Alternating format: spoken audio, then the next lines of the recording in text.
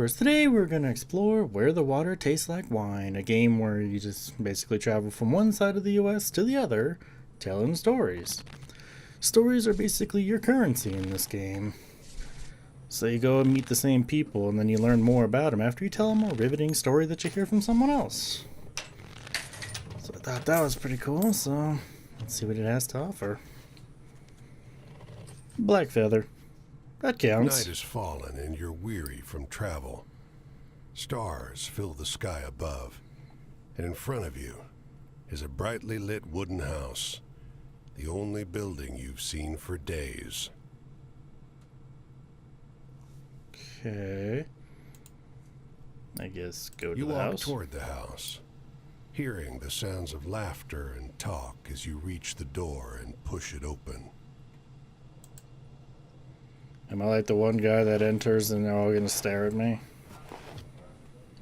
Sounds like it's snowing too. Hey! Don't mind me. Oh boy. Yeah. That guy kinda looks like a wolf. Kinda weird. You sit down and join the game. It's a cheap buy-in, and not many of the other players are very good. Well, that's good for me, because I am not great at gambling, so The that's lady good. fiddling with dice gets good cards, but has no real strategy. The man to your right seems to just hold on to the highest cards he has, regardless of suit or any consideration of matches. Okay. The man in gray across from you, though, he's good. He already had the largest pile of coins when you bought in, and while your winnings grow quickly, you can't quite catch him. I'll try, though. Keep One playing. by one, the other players leave the table, sometimes with pique or with wry humor, leaving their winnings with you or the man in gray. So it's just the battle of me and him, huh? Acorn! Watch. And she's gone. And he's gone. One more. And it's just me and him. Ooh. That's a good hand right there. Finally, it's just you and the man in gray. He looks at you, full of humor, and winks. Last hand? I'm in. He Of deals, course. you draw, and look at your hand. It's good. It's great. The best hand, in fact. A royal straight flush. Spades. Aces high. But the man in gray pushes forward his whole pile. Okay. You're not sure exactly how much it is, but it's more than you've got. You can't match that. Oh, come on, dude. At least just go all in anyways. Don't fold. The man in gray stops you. Now, if you like, I'll let you wager your word. I know you'll be good for it. Just promise you'll pay the debt, however I ask. So, have my word or check cards. Check cards. 10, jack, queen, king, ace. All spades. The man in gray smiles. All right, then. I'll call. Show him. He better not have something to beat that. What the? What the? Okay, right over the harmonica too. You had the same thing. What? Okay then. He was a wolf. So I guess I was right. he just looked like it. Dire Wolf, Chapter 1. Well, your luck wasn't so good, was it? That's quite the hand, but not for the game we're playing. I'm afraid you owe me. Your life, sure. But more than that, your labor. Great. You see, this land is built on stories. It's one big story, this country, woven of many small ones. Few of the small ones are strictly true, and the big story is mostly a lie. All the stories and songs and myths and legends start somewhere, with a seed. As they're told and retold and passed around, they grow and change to become the stories we know. To pay your debt to me, you'll be carrying stories, finding the seeds first and then spreading them, telling them onwards so they can begin gaining strength. This is no light task. Stories are heavy. I see. Most of the stories you'll find will be small seeds. They might be true, but they'll grow wild and unbelievable with the telling. The more important stories are the true ones, the ones people will tell you about their own lives. Those often get lost in the weaves of the big story. The more true stories you can find and tell, the more you can weave that truth into the big story. Tarnish it a bit perhaps, but isn't a dingy and battered truth better than a shining lie? Got a point. Now, go ahead. You tell me a story. I'll trade you some information about your task. And I guess this is where it starts. Of stories is your currency. Oh, let's see. Travel, death, change, endings. Moving on. The world, whatever that is. Heaven desires fulfilled, wishes come true. Okay. Choice, morality. I don't have any of the others, so... Travel. Tell the story of the northbound train blinking its giant eyes as it crawls through the night. Sure. Sounds good to me. Travel? That's your job. Wander from place to place, gather those stories and spread them. People get bored hearing the same stories over and over. But an old cliche in one state might be a rip-roaring new yarn in another. Okay. So I guess I'm stuck with this one now. Yep. Tell the story of a black and gray city I'll where strip buildings away is your filled. flesh to make the journey easier, but still you'll feel pain. I don't know if I like that. Hunger, weariness, thirst, and despair. They're all part of stories, the part not often told. And death, yes, but don't worry. As long as your task remains, you come back. I hope. So that's mortality. Tell the story of the endless series of doors of different kinds, each leading only to more doors. You Sounds like a sometimes have to purgatory make thing. choices about what kind of story you're finding. Is it a love story or a tragedy? I gotta add to press Don't continue. gather too many of one kind, though. This grand story needs variety. Okay. Fortune, fate, luck. Tell the story of tossing a pair of bone dice on a blood-red velvet table. They come up snake eyes and wink at you. Okay then. That's interesting. It's just luck. Funny how bad luck seems to follow the folks who already have problems aplenty.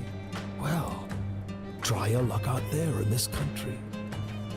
See how the dice treat you. It's not all bad. You'll have to work hard, but I'll give you the gift for seeing the true shapes of people. Not many who can do that. I don't know. Apparently he's like a magician or something. Some kind of wizard. But why is he a werewolf, though? Why? I don't know. Tell the story of parting of a cloud of fog to reveal a brief glimpse of the land of promise and plenty.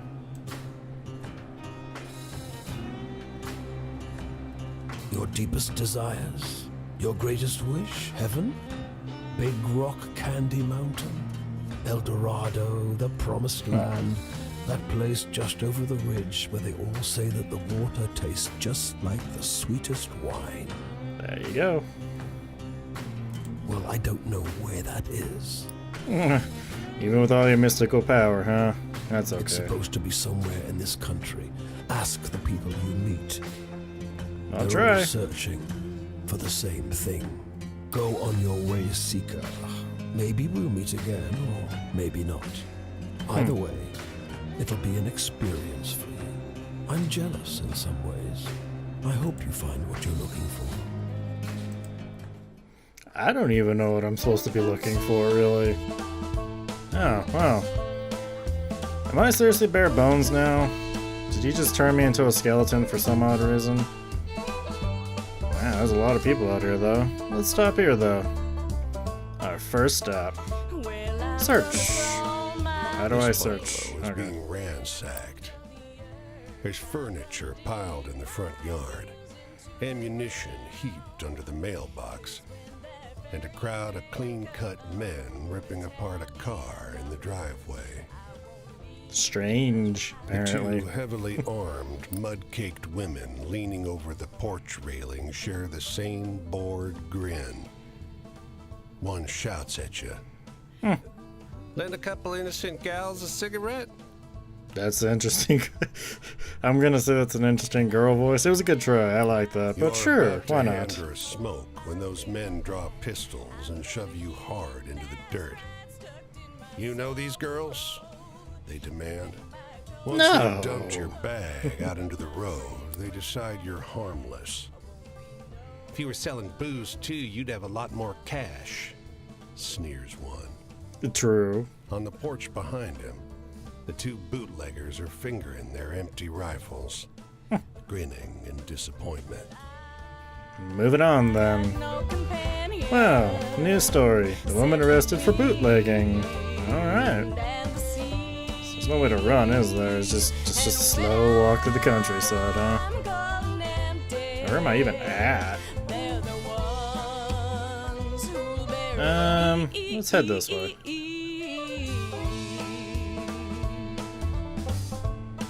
It's hard to get this camera to work right. Alright, what we got down here? Hello. Search. Off the road and into the woods, you can't help but come across this package by the old tree tied to a sturdy stick. The cloth wrapping conceals, though not particularly well, something large and softly unsettled. Little eyes blink back at you from inside the bundle. Move on or say hello. I don't know. I don't know what's in there, but The say ship hello. gives a Why not? start. Please don't tell my pa that I'm in here, it says in a small voice. That's a kid in there? Why He doesn't not? want to live with us anymore.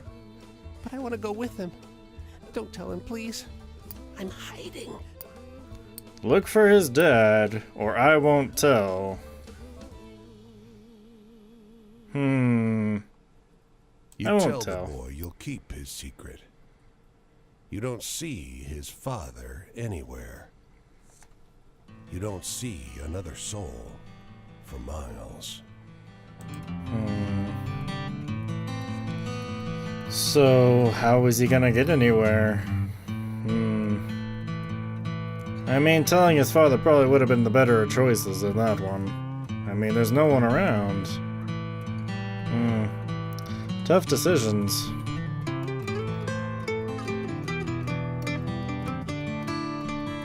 Okay, Portland. What do we got? Hey, Boston. Probably don't have to search everywhere either. You know. The old man is sitting at the edge of a rotting old pier, crooked legs dangling over the water. He watches a pair of seagulls preen and groom each other on a rock just off the shore. Watch the seagulls, or ask why. They I'll seem watch. to wait for something together, fidgeting and rubbing against one another. And when they fly off, they fly together. These two, these same two, have been coming here ever since I was a boy, the old man says. Really? That's pretty He interesting. watches them fly away until their bodies are dots vanishing into the low sun. Always the same pair. Wonder what keeps him coming back to this town. He shrugs. It must be home. But how do you know, though, that they are the same two pair? It could be different birds, just two different ones just coming to the same place. I mean, I wouldn't be, surprised if it was the same ones, but who's to say? I'll go here. The woman walks the small town square with the poise of Betty Davis. The confident stride and inimitable mannerisms elevating the sidewalk into a plush Hollywood carpet. And wrapped around her neck, a yellow velvet ribbon, bright as an ocean sunrise. Ask You around. question a well-dressed man parked outside an oyster house. Prudish woman. I took her on a fine date and she didn't remove so much as a ribbon. Excuse me, can you step back from the coupe? That's the spirit. You decide to seek a second opinion. That's probably a good idea. You Ask talk around with a again. waitress smoking outside a diner. Something funny about her. Just showed up one day. Doesn't work, doesn't live anywhere far as I know. Just around.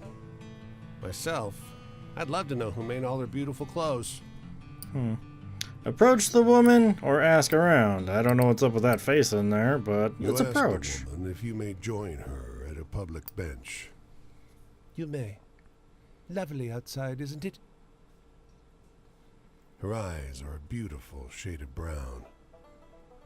Beneath the yellow ribbon, a thick, fibrous scar wraps around her throat. Weather like this, it reminds me of Paris. Interesting. So she hides it. That's why. I see. That's a good reason. I definitely. That's nice. You can see storm that clouds explains it. on the horizon, and you don't relish the thought of being caught wandering this rocky seaside road in the rain. Fortunately, you find the lighthouse door open, with a daunting staircase before you. Goody. Climb At up. the top of an ornate wrought iron spiral, you're breathless and feeling the strain on your knees. Rain already batters the walls outside. You can only knock on a heavy wooden door leading into the upper level. Muffled voices and light seep in beneath the door. Put your ear to the door. Looks like we got a visitor. Uh-oh. Sounds like a man's voice, deep and rough. Well, behave yourself. I'll open the door. Another man, this one with a higher, more sonorous voice. I always behave myself. He feigns indignation, but his tone betrays affection instead. Wait. After a moment, the door unlatches from the inside and opens. The man before you is tall and muscular, with a hint of a paunch beneath his wide chest. The Okay. heavy iron knob on the door looks nearly dainty in his huge hand. Didn't want to be out in this rain, did you? Come in. Good. Step inside. Despite the rough exterior, this room looks like a well-appointed parlor. There's a rug on the well-trod wooden floor and an enormously plush couch. And sat upon it is a stocky fellow grinning through a great hazel-colored beard. Tea? He offers, hoisting a teapot. Take some tea. Been here long, or it must be lonely up here. Been here long. A few years.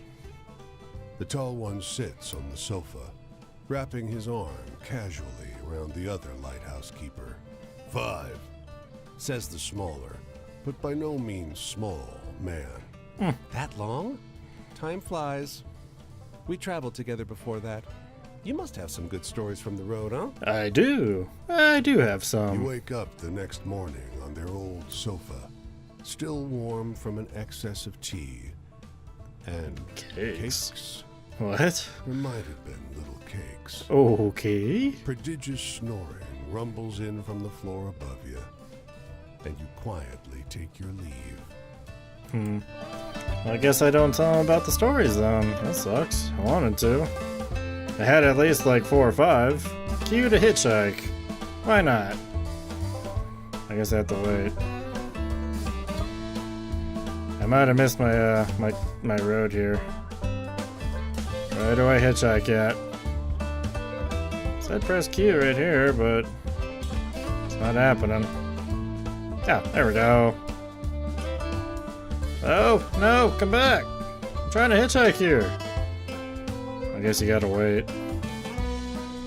Do it now, do it. Come on, stop. Nobody wants to pick up a hitchhiker. I understand. What does that say? New Hampshire, Maine.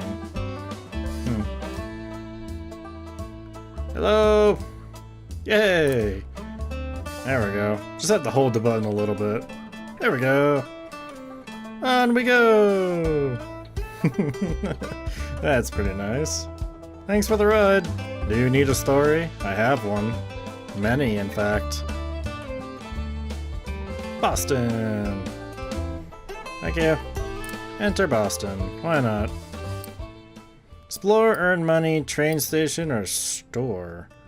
Red brick, green trees, blue sky. In this weather, Boston is beautiful. That is, until you make your way deeper into the city and get lost among the cramped, winding, shadow-haunted old streets. Maybe I can earn money. What does that do? What does that entail? You wander the streets of the city looking for a way to make some cash. Panhandle or look for work? Look for work. Miraculously, you're one of the first people in line when the factory's doors open. You join a crowd of people streaming through the machine room toward the back.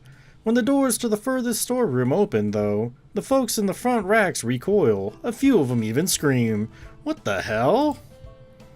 You want to get paid, don't ya? Shouts the foreman. Get in here, get in. The folks behind you shove forward, and soon you're pushed inside. Holy shit, this room is full of fucking snakes. Nope, or stay and work. Let's stay and work. Grab 'em, shouts the foreman, passing out nets. They're harmless.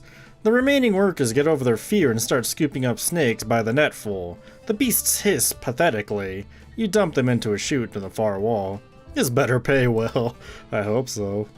It does pay pretty well. During lunch, the rest of the warehouse floor, the snakes pile up in the corner and watch you all with enormous suspicion. It's there that you glance out of the window and notice a fading logo on the sign outside. Sylvester Bros. Fine Boots. Poor snakes. Guess we're moving on. Explore. This city is like no other you've been to. Crooked streets splay out in a maze of narrow passages, no two alike. Soon, you find yourself in twilight, utterly lost. Bright light crests around one corner, a car approaching. Hail the taxi cab or keep walking? I'll hail the taxi cab. Compelled by the cold and foreboding night, you don't question it as you drag your bones into the cab. But you realize immediately how strange the vehicle is. It's a sleek thing, like a shallow parabola gliding over the street. We'll look at the driver. Where to? He asks. You have to stop and think. Eventually, you name Boston Common, the only landmark you know in this town. He peels off silently. You feel the car move before you hear the engine.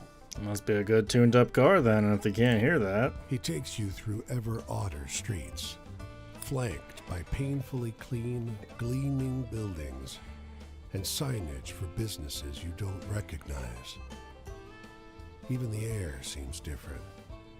It doesn't smell so sharply of gasoline and coal. Eventually, you come to a stop.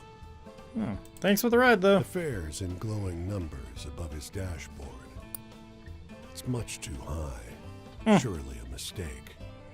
No charge, No he charge. insists. Thanks. You look like you need a break. And then you find yourself on the curb at Boston Common, under thick moonlight, in a city much as you'd left it before. Okay, new story. Odd silent taxi cab? Okay, apparently that's a story. Train station. Nah, let's go to the store. What can I get? Anything?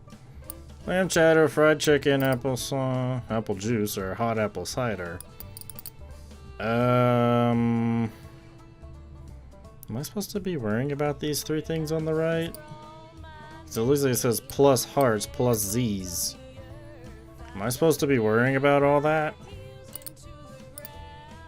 Probably. Alright, let's get going. We'll go here. A dusty truck and a man on horseback pull up next to one another in front of the grocer. Suddenly, the driver and the rider, two wiry old men with identical haircuts, start shrieking at one another. What's going on? You The ask. man with the truck leaps into the street. Brother! He shouts. The one on the horse tumbles out of his saddle. Brother! He screams. They embrace in the road. 30 years! Hollers the driver. The rider, tears streaming down over his face, corrects him. No! 32! Oh wow. Everyone Great here story. is watching these two older men cry and hug one another in the middle of Main Street. Cars and wagons are backing up. People are yelling. Take a photo of us! The driver begs you. Starts hauling a tripod out of the bed of his truck. Well, either I could say cheese now or just say let's get out of the road first. Say cheese. The long-lost brothers pose in front of traffic, cry snot pouring out of their noses. Ugh. As angry passerby wave you out of the road, each brother presses a coin into your hand. When the traffic disperses, you realize they overpaid you quite a shocking amount. How much is that? Wow, thank you though. I'll take it. I mean, I need money. So what is this thing? Camp. Okay. Not sure what that means, but alright. Quinn, Background Chapter 1. Hey there, stranger. You're welcome to enjoy this fire with me, if you're respectful, that is. Of course. This here is my spot, and I ain't inclined to share it with any bad characters. You can call me Quinn. These here are my venturing companions. Cass is the big un, and the one with the spots is Flip. I usually beat my way on the rails, but the road news said this town was fat, and the weather was fine. So I'm taking in the sights and seeing what I can drum up. I like that. Hey, do you got any really thrilling stories to tell? I'm hankering for one of those. Well, what do you want to know? I got quite a few. Let's see. You hear all the stories you collected so far that are organized by subject, because the boss likes the tarot cards. Okay. This is the subject of each storyline here. If you tell the person a story about love, for example, they will tell you something from their own life relating to the subject of love. Poor things. As the night goes on, the icon will move left to right. When it reaches the right side, the night is over, and so is your storytelling. The person you're talking to will usually tell you where they'll be next so you can find them again. If you tell them the types of stories they request, you'll gain their trust and the eye will open. When it opens fully, the next time you meet them, they'll open up more about their life. Now remember this from conversation to conversation, so don't feel you need to open the eye all the way the first time you meet someone. Dance around, get to know them. So what do you want to know? Are they not going to tell me what they want to know? I mean, I got some stuff here. Let's give... What's the sun? Story about 2 men in a lighthouse. About the woman arrested for bootlegging. got a couple here. Seagulls. Two brothers reconnecting. A story about the boy who ran away from his father. How about that one?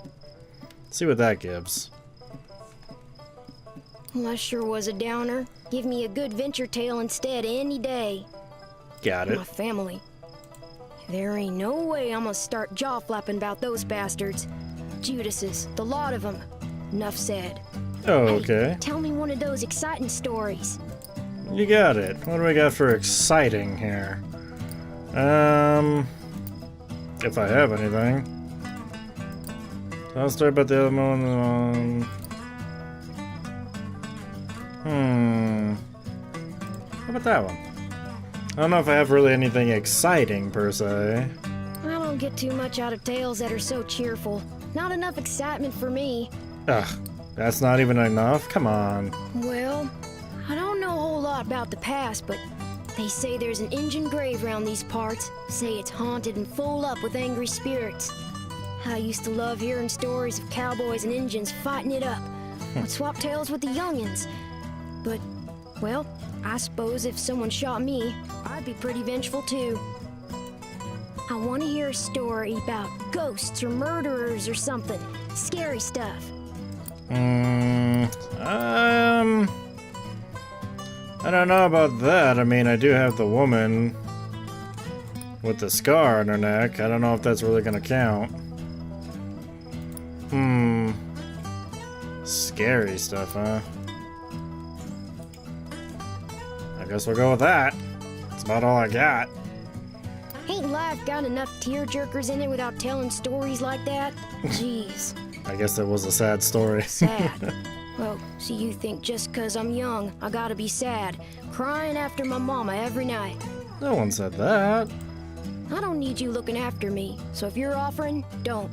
And I thought I told you to be respectful. What you really ought to be asking yourself is if you want to keep enjoying my spot or not.